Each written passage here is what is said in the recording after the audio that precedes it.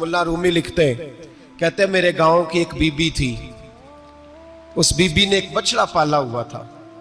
देहातों में ना बूढ़ी माएं बछड़े को पेड़ा देती थी और नाम भी रख लेती थी। किसी ने मिठू नाम रखा होता था, किसी ने कोई नाम। कहते हैं माँ ने बछड़ा रखा हुआ था। अम्मा उसको आवाज देती तो बछड़ा दौड़ा आता। अम्मा उसको पेड़ा खिलाती। बछड़ा बड़ा प्यारा था, जवान हो गया।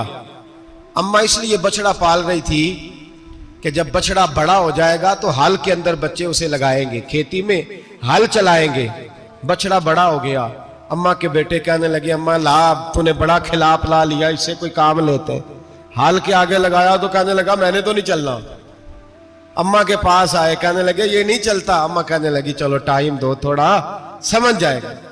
फिर मौका दिया, फिर आए, कहा अम्मा अब तो हमने उसके नाक में नकेल भी डाल दी है, लेकिन अब भी ये हल में चलने को तैयार है। मुल्ला रूमी रहमतुल्लाह अलैह फरमाते हैं, फिर कहा अम्मा से। अम्मा कहने लगी चलो थोड़ा टाइम और दे दो, सियाना हो जाएगा। थोड़ा टाइम और दिया, डंडे भी मारे, लेकिन वो सियाना होने को तैयार है। अब अम्मा के पास आए तो अम्मा मजबूर हो गई, दिल नहीं करता था। कहने लगी जाओ फिर कसाई के हाथ बेच डालो।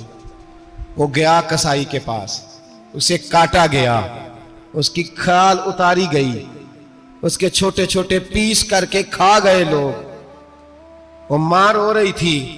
लोगों ने अम्मा से कहा तुझे तो बड़ा प्यारा था, तूने कटवा को दिया। तो अम्मा कहने लगी प्यारा तो बड़ा था पर मानता नहीं था। प्यारा बड़ा था, काश बात मानता, मकसद पूरा करता तो कभी भी काटा।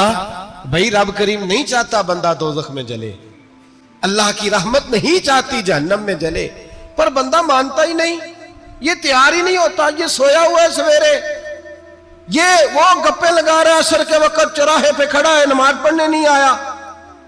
इसने सारी जिंदगी में दर्जनों लतीफे सीख लिए, हजारों कहानियां सीख गया, कुरान पाक पढ़ना नहीं सीखा। इसने जिंदगी की हर चालाकी सीख ली है, नहीं सीखी तो अपने रसूल की हदीस नहीं सीखी, नबी करीम सल्लल्लाहु अलैहि वसल्लम। और ये हदीस आपने याद रखनी है, ये याद रखनी है। नबी पाक सल्लल्लाहु अलैहि वसल्लम ने ना बहुत कम लोगों को बेवकूफ कहा है। हमारे जमाने में तो आम लफ्ज है ना बेवकूफ कहना। अल्लाह के रसूल सल्लल्लाहु अलैहि वसल्लम ने बहुत कम लोगों को बेवकूफ कहा है। मुस्नद इमाम अहमद बिन हंबल की हदीस है, नबी करीम अलैहिस्सलाम ने फरमाया वो अहमक है, वो बेवकूफ है। नबी पाक फरमा रहे। और मैंने कहा कम लोगों को हुजूर बेवकूफ कहते थे। नबी करीम अलैहिस्सलाम ने फरमाया वो बंदा बेवकूफ है जो सारा दिन अल्लाह की नाफरमानी करता है और फिर भी रब की रहमत की उम्मीद करता है, तो बेवकूफ है। सुबह से शाम तक लगा हुआ है, मैंने नहीं अल्लाह माननी, मैंने नहीं तेरी माननी, माज अल्लाह मैंने नहीं माननी। शाम होती है तो कहता है अल्लाह बड़ा मेहरबान है, बख्श देगा। तू बेवकूफ है, तू बेवकूफ है। तू बता ना क्या मजबूरी थी नमाज ना पढ़ने की? किसने तुझे गन पॉइंट पे कहा था हराम खाने को? और फला आदमी की तूने गीबत की तो तेरा उसमें क्या फायदा था? ये जो तूने सिर्फ 10 बंदों को हंसाने के लिए झूठा लतीफा सुनाया, इसमें तेरा क्या नफा था? तू सुबह से शाम तक नाफरमानी करता है, शाम को कहता है अल्लाह करीम है माफ कर देगा, अल्लाह मेहरबान है माफ कर देगा। उस्ताद मेहरबान होता है कि नहीं? फेल क्यों करता है इम्तिहान में? बोले उस्ताद बाप होता है ना, उसका दिल करता है शागिर्द फेल हो जाए, तो क्यों करता है? लेकिन शागिर्द ने ज्यादती की, उसने पढ़ा नहीं। लेकिन रब करीम का कानून का तकाजा यह है कि जो अहकाम पूरे नहीं करेगा उसे फिर दोज़ख में ढाला जाएगा। तो हमारे बुजुर्ग फरमाया करते थे असल बात यह है कि अल्लाह नहीं मुसलमान को दोज़ख में डालना चाहता, मुसलमान अपनी मर्जी से छलांगे लगा रहा है, ये खुद छलांगे लगाता है, ये बाज नहीं आता। आप यकीन करें, बड़ी जिम्मेदारी के साथ, बड़े खुलूस के साथ और बड़ी दयानतदारी से तजर्बे की बात अर्ज करता हूं। हमारे बहुत सारे गुनाह ऐसे हैं जिन गुनाहों का हमारी दुनियादारी को भी कोई फायदा नहीं, कोई फायदा नहीं हमारी दुनिया को भी उस गलती का। मेरी बातों की समझ आ रही है आप दोस्त? कुछ गुनाह ऐसे, एक तो होता है कि दुनिया का कोई फायदा हो, उस गुनाह में हमारी दुनिया का भी कोई फायदा। जो आदमी झूठे लतीफे सुनाता है, झूठ बोलता है, झूठ कोई फायदा नहीं उसे। लोग 10 मिनट हंसते हैं और बाहर जा कहते हैं यार ये तो कोई गैर संजीदा आदमी, वो अकल ही नहीं, क्या फायदा कमाया उसने? کیا نفع لیا اس نے؟ جو آدمی بڑھ بڑھ کے باتیں کرتا ہے، 2 4 5 10 آدمیوں کی غیبت کر جاتا ہے، لوگ کہتے ہیں یار بڑا چغل خور ہے، کیا کمایا اس نے زندگی میں؟ کچھ حاصل کر لیا اس نے؟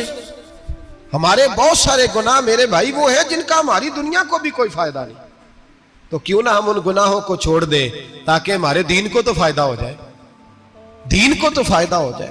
صرف زبان کے ذائقے ہیں، کچھ دیر کے لیے ہماری طبیعت کے تقاضے ہیں، 10 منٹ کی مسکراہٹ ہے جس کے لیے ہم اللہ تبارک و تعالیٰ کا قانون توڑتے پھرتے جا رہا ہوں۔ میرے حبیب کریم علیہ السلام نے مسلمان کو کہا ہے کہ تیرا رب تو چاہتا ہے کہ بس تو آ جا، وہ تجھ پہ رحمت نازل کر دے گا۔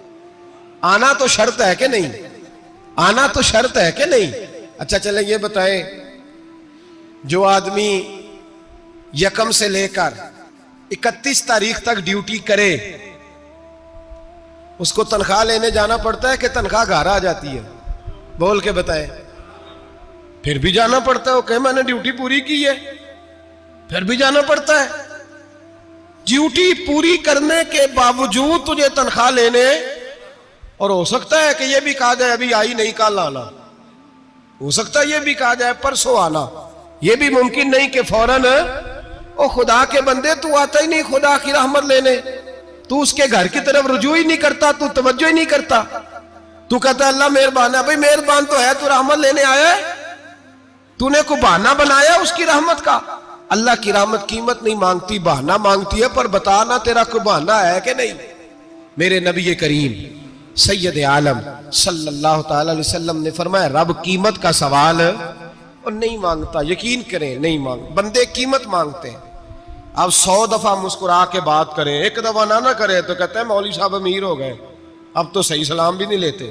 ایک دفعہ ہو سکتا ہے بیچارہ پیٹ میں درد ہو رہی ہو سکتا ہے گھر کی کو بہت بڑی ٹینشن ہو سکتا ہے کوئی مجبوری ہو، بندے ہمہ وقت قیمت مانگتے ہیں، ہمہ وقت آپ تندرست ہیں، ہر وقت آپ قیمت ادا کرتے ہیں تو لوگ راضی ہیں، لیکن رب کہتا تو کوئی قیمت نہ دے، کوئی بہانہ ہی بنا لے، تیرا رب تجھ سے راضی ہو جائے گا۔ سنیں بڑی پیاری حدیث، بڑی خوبصورت حدیث، کنز المال میں دیگر کتب احادیث میں ہے۔ حضرت ابو ہریرہ رضی اللہ تعالیٰ عنہ فرماتے ایک بابا جی نبی پاک کی بارگاہ میں آئے، اور جب وہ واپس جانے لگے تو میں نے عمر پوچھی تو عمر تھی 96 سال۔ کہتے ہیں بزرگ جب آئے نا تو یہ بھویں جو ہے نا ان کی سفید ہو کے تو یوں آنکھوں پہ آ گئی، بڑی چھڑی بابا جی نے پکڑی ہوئی اور دونوں ہاتھ پکڑ کے نا چھڑی کے اوپر جھکے ہوئے ہیں ایک جانب، قربان جاؤں۔ کہتے ہیں جب وہ بزرگ مسجد میں داخل ہوئے تو میرے رسول نے کھڑے ہو کے استقبال فرمایا، کھڑے ہو، اور نبی کریم صلی اللہ علیہ وسلم نے آگے بڑھ کے بابا جی کو بازو سے پکڑا اور بٹھایا، حضور بیٹھ گئے۔ کہا بزرگوں کیسے آئے ہو؟ تو کہتے ہیں وہ بابا جی بات کرتے تو آنکھ کھول کے پہلے حضور کا چہرہ دیکھتے، پھر وہ بات کرتے تو ان کے لب و لہجے کے اندر بڑی پریشانی، بڑی تکلیف، بڑی مایوسی۔ عرض کرنے لگے یا رسول اللہ، حضور زندگی ساری گناہوں میں بیت گئی ہے، حضور غلطیاں ہی غلطیاں، یاد ماضی عذاب ہے، یا رب چھین لے مجھ سے حافظہ میرا۔ اے اللہ کے رسول بڑی لمبی فہرست ہے، پاپ ہی پاپ ہے، کالے سیاہ دفتر ہے۔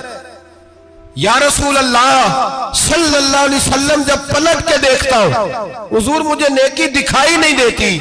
حضور اس عمر میں آپ کا ایک صحابی ملا ہے، اس نے بات سمجھائی ہے تو تھوڑا خیال آیا ہے، لیکن یا رسول اللہ صلی اللہ علیہ وسلم اب میرا وجود بیکار ہو گیا ہے، حضور بوڑھا ہو گیا ہوں۔ 3 باتیں کہیں بزرگوں نے اور نرالی کہیں، کہنے لگے یا رسول اللہ صلی اللہ علیہ وسلم، حضور اب تو میری کمر بھی سیدھی نہیں ہوتی کہ میں نماز ہی صحیح ادا کر سکوں، بوڑھا ہو گیا ہوں۔ یا رسول اللہ صلی اللہ علیہ وسلم اب میرے اندر طاقت نہیں کہ میں محنت مزدوری کر کے صدقے اور خیرات دے سکوں۔ یا رسول اللہ صلی اللہ علیہ وسلم اب میں تلوار لے کے جہاد بھی نہیں کر سکتا، حضور نہ میں لمبی نمازیں پڑھ سکتا ہوں، آقا نہ میں صدقات و خیرات دے سکتا ہوں، محبوبہ نہ میں دین کے لیے کوئی جہاد کر سکتا ہوں، بیکار وجود ہے، بیکار وجود کو تو گھر والے برداشت نہیں کرتے، بچے دعا کرتے ہیں یا اللہ ابا جی کو پردہ دے دے، اماں کو پردہ دے دے، بیکار ہو گیا ہوں اور آج آیا ہوں تو مجھ بیکار کو میرا رب قبول کر لے گا؟ آج کلمہ پڑھوں تو بیکار ہوں، کسی کام کا نہیں، نہ نماز نہ صدقات نہ جہاد، قبول کر لے گا؟ حضرت ابو ہریرہ فرماتے ہیں جیسے برسات میں بارش کی جھڑی لگتی ہے، یوں مصطفیٰ کی آنکھوں سے جھڑی لگ گئی، حضور کھل کے روئے، کھل کے۔ اور میرے حبیب پاک نے فرمایا بزرگوں بڑے مجاہد ہیں، دین کے لیے جہاد کرنے والے بڑے ہیں، رب کریم کو آپ کی تلوار کی اتنی حاجت نہیں، اور فرمایا اس کے خزانے کوئی خالی تو نہیں کہ آپ ہی گویا صدقہ دیں گے تو بھرے جائیں گے، اور فرمایا پھر رب کریم کی شان میں اضافہ نہیں کرتی عبادتیں، وہ تو بندے کو نفع دیتی ہیں۔ میں بزرگوں نہ آپ جہاد کریں نہ آپ صدقات دیں، لا لمبی نمازیں پڑھیں، آپ صدق دل سے آ جائیں، اللہ کے رسول کا وعدہ ہے رب آپ کو بغیر حساب کتاب جنت عطا فرما دے گا۔ آنا تو شرط ہے کہ نہیں؟ آئیں تو صحیح، نہ پہنچے تو صحیح، آ جائیں، اس کو نہیں عادت صدقات و خیرات کی، جہاد کی، تبلیغ، آئے تو صحیح نا۔ ان العبد اذا تعرفا ثم تاب تاب اللہ علیہ۔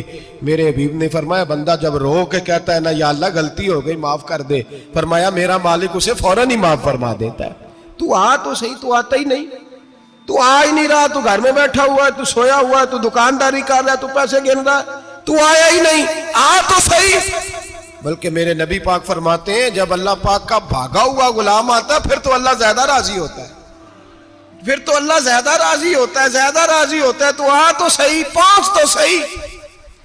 بلکہ صوفیاء تو اور بات کرتے ہیں، وہ کہتے ہیں تو کبھی بھول کے بھی رب رب کرے تو اللہ تو اسے بھی قبول کر لیتا ہے، بھول کے۔ ملا رومی کہتے ہیں بنی اسرائیل کا بندہ ہے، صنم پتھر کو کہتے ہیں، بت کو کہتے ہیں، بت کے سامنے کھڑا ہے اور ساری رات کہتا ہے یا صنم یا صنم یا صنم، اے پتھر اے بت، ساری رات پکارتا رہا۔ رات گہری ہو گئی، نیند کا غلبہ، تھک گیا، سونے کے قریب آیا تو غلطی سے منہ سے نکل گیا یا صمد، یا صنم کی جگہ نکل گیا۔ رب کریم نے فرمایا جبریل دوڑ کے جا، جو مانگتا ہے اسے دے دے۔ حضرت جبریل عرض کرتے ہیں مولا بھول کے تیرا نام لے رہا ہے، بھول کے لے رہا ہے۔ تو رب کریم نے فرمایا چل نام تو میرا ہی لے رہا ہے نا، میرا لے رہا ہے نا، یا اللہ وہ۔ اللہ کریم نے فرمایا جھوٹے کے سامنے ساری رات کا کھڑا ہے، ساری رات کا پکار رہا ہے، اسے کچھ نہیں ملا، تو سچے کا نام لیا ہے، اگر میں بھی کچھ نہ دوں اور بت میں اور مجھ میں فرق کیا رہ جائے گا؟ جا جو مانگتا ہے جھولی بھر کے دے، نام تو لیا ہے نا۔ او بھائی تو بہانا تو بنانا، او آ تو صحیح نا، تو یہاں آ جا، پہنچ جا، آ جا، بس بیٹھ جا، اس کی بارگاہ ناز میں حاضر تو ہونا، تجھے فرصت ہی نہیں۔ تو یاروں کے لیے ٹائم نکالتا ہے، بازاروں کے لیے ٹائم نکالتا ہے، گلیوں کے لیے ٹائم نکالتا ہے، چوکوں چوراہوں کے لیے ٹائم نکالتا ہے، ہفتے میں ایک دن ہوٹلنگ کے لیے بھی جاتا ہے، لیکن کبھی چھپ کے 2 نفلوں کی تجھے توفیق نہیں ہوتی۔ اور میں کئی دفعہ کہہ چکا ہوں جس بندے کو بغیر عبادت کے رزق زیادہ ملنے لگ جائے اس پر آزمائش ہوتی ہے رب کریم کی۔